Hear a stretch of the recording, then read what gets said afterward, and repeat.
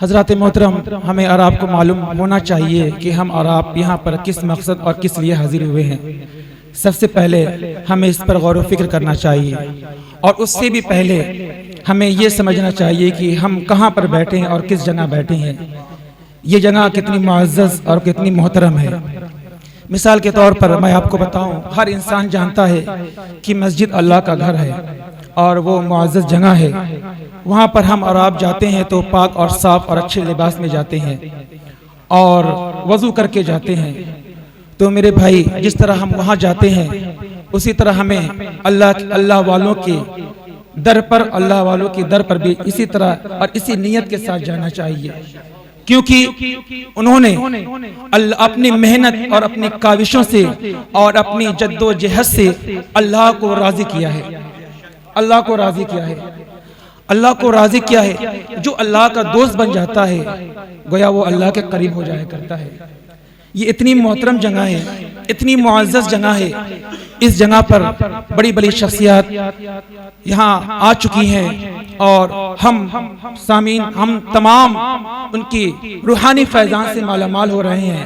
جس سے پہلا نام میں آپ کو بتا دوں، ایک بڑی شخصیت جسے ہم اور آپ حضور مفتی اعظم ہند علیہ رحمہ کے نام سے جانتے ہیں، وہ شخصیت یہاں پر تشریف لا چکی ہے۔ اس کے بعد حضور مجاہد ملت علیہ رحمہ کی شخصیت، وہ بھی یہاں تشریف لا چکے ہیں۔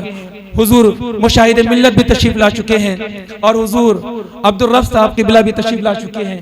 بڑی بڑی شخصیت یہاں پر تشریف لا چکی ہیں، اور پہلے یہ پروگرام ایک چھوٹی سی جگہ پر ہوتا تھا، لیکن اللہ نے ہماری اور آپ کے محنتوں کو قبول فرمایا، اس جگہ کو اور وسیع کر دیا، جہاں ہم اور آپ بیٹھ کر سکون سے دین کی بات سن سکے اور سیکھ سکے۔ اللہ، ہم یہاں پر کیوں آئے ہیں؟ ہمارا اور آپ کا مقصد ہونا چاہیے کیوں آئے ہیں۔ ہمیں اور آپ کو پتہ نہیں چلتا کہ ہم محفلوں میں اور میلاد میں خانقاہوں میں جاتے ہیں تو ہمارا مقصد کیا ہونا چاہیے۔ اس سے ہم بہت دور دور تک ہم ناشنا ہیں، ہمیں پتہ نہیں ہے۔ ہر انسان جانتا ہے کہ محفل میں جا کر مجھے ملے گا کیا۔ میرے بھائی، ہر محفل کا الگ الگ معیار ہوتا ہے، ہر محفل کا الگ الگ معیار ہوتا ہے، اور اس محفل کا معیار وہ ہے، آپ کو سمجھ میں نہیں آئے گا۔ کیسے؟ جیسے حضور غوث پاک کی بارگاہ میں، نائب غوث اعظم کی بارگاہ میں ہم حاضر ہیں نا، خانقاہ سلیمانیہ میں حاضر ہیں۔ حضور غوث پاک کی بارگاہ میں کنویں سے نکال کر مہمان غوث پاک کی بارگاہ میں آنے اور جانے والے لوگوں کو وضو کا پانی دینے والا جو شخص تھا، اسے معلوم نہیں تھا کہ میری شخصیت کیا ہے، نہیں معلوم تھا کہ میری شخصیت کیا ہے۔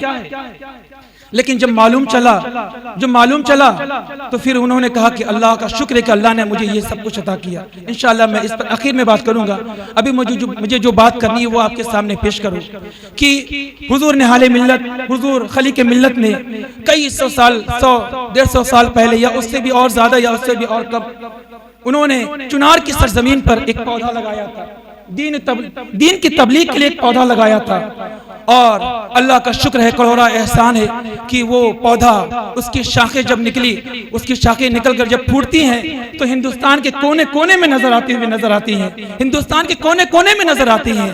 آپ کو معلوم ہے حضور سید نہال ملت کے صاحبزادے حضور سید پیر طریقت رہبر راہ شریعت حضرت علامہ مولانا سید عاقل میاں صاحب قبلہ جو یہاں سے اور حضور نہال ملت کے اس پودے کی شاخ لے کر ایم پی کے سرزمین پر پہنچے، اور انہوں نے کڑی محنت، کڑی جد و جہد کے بعد اتنا محنت اس کام کو اتنا انجام دیا کہ ہر گاؤں میں، ہر بستی میں، چھوٹی چھوٹی بستی میں اللہ کا نام لینے والا نظر آتا ہے، اللہ کا نام لینے والا نظر آتا ہے۔ میرے بھائی، ہمیں اور آپ کو پتہ نہیں ہے، ہمیں اور آپ کو سمجھنا چاہیے کہ ہم کہاں اور کیسے بیٹھے، کس شخصیت کی بارگاہ میں بیٹھے۔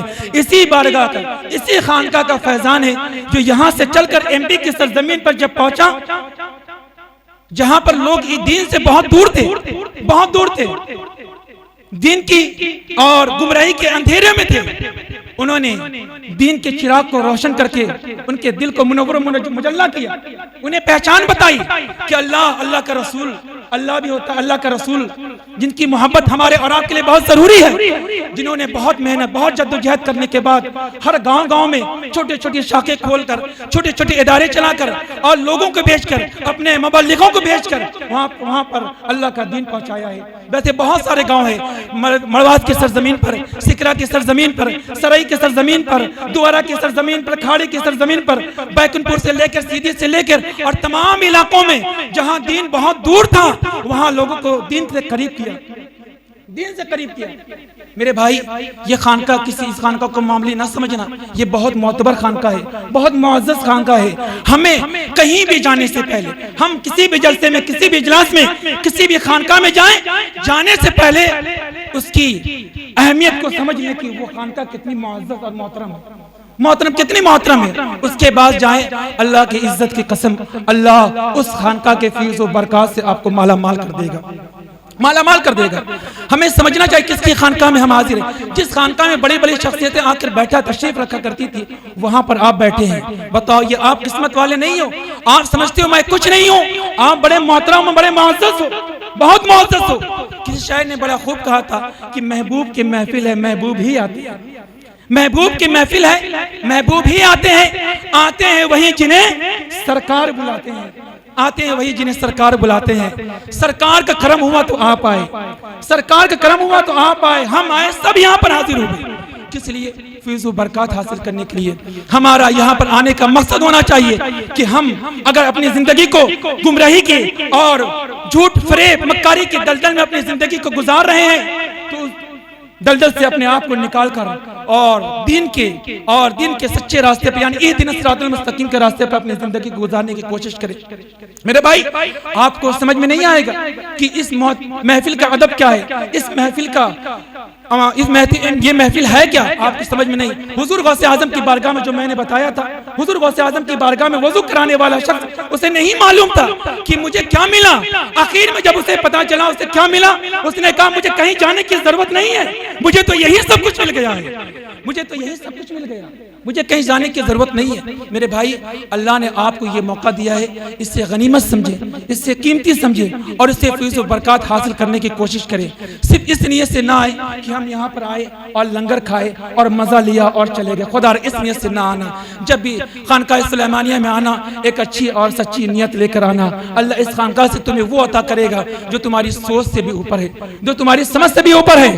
ہم اور تم کیا، حضور غوث اعظم کی بارگاہ میں جب بریلی کا امام جب جاتا ہے نا تو ایک بریلی کا امام جنہوں نے ہمارے اور آپ کے ایمان کی حفاظت فرمائی ہے، جب وہ امام حضور غوث اعظم کی بارگاہ میں جاتا ہے، یوں نہیں جاتا۔ آج دیکھو ہم خانقاہوں پر جاتے ہیں تو لوگوں کے سینے پر چڑھ کر بوسہ دینے کی کوشش کرتے ہیں، لوگوں کو تکلیف پہنچا کر کوشش کرتے ہیں کہ ہم وہاں پہنچ جائیں، ہم وہاں پہنچ جائیں۔ حضور کا فرمان عالی شان ہے کہ جب کسی بارگاہ میں جاؤ یا خانہ کعبہ میں جاؤ، ڈائریکٹ جا کر حجر اسود کو چومنے کے لیے کسی کے سینے پر چڑھ کر نہ جاؤ، کسی کو تکلیف پہنچا کر نہ جاؤ۔ اگر موقع نہیں ملتا دور سے کھڑے ہو کر یوں ہاتھ لگاؤ اور اپنے لبوں پر آنکھوں پر مل لو، اللہ تمہارا آنا قبول فرما لے گا، قبول فرما لے گا۔ کسی کو تکلیف نہ پہنچاؤ۔ حضور اعلیٰ حضرت جب غوث اعظم کی بارگاہ میں گئے، غوث اعظم کی بارگاہ میں جب حاضری کا شرف ارادہ کیا، وہاں جانے گئے تو ڈائریکٹ نہیں گئے۔ حضور اعلیٰ حضرت جیسی شخصیت جب وہ حضور غوث اعظم کی بارگاہ میں جاتے تو کیا فرماتے ہیں؟ تجھ سے ڈر سے سگ سے ہے مجھ کو نسبت، میری گردن میں ہو دور کا ڈورا تیرا۔ جو ہمارے تمہارے ایمان کی حفاظت فرما رہا ہے وہ شخصیت جب غوث اعظم کی بارگاہ میں جاتے تو ڈائریکٹ نہیں بلکہ حضور غوث اعظم کے در کے کتوں کی نسبت لے کر جا رہا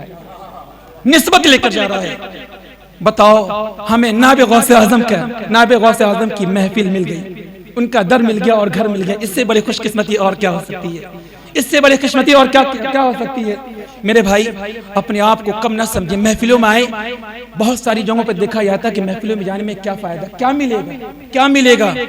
اللہ کی عزت کی قسم کھا کر کہتا ہوں تمہیں وہ ملے گا جو تمہاری گمان سے بھی اوپر ہوتا ہے، جو تمہاری سوچ سے، تمہاری فکر سے دور ہوتا ہے، وہ تمہیں ملتا ہے۔ اپنے آپ کو کبھی کم نہ سمجھو۔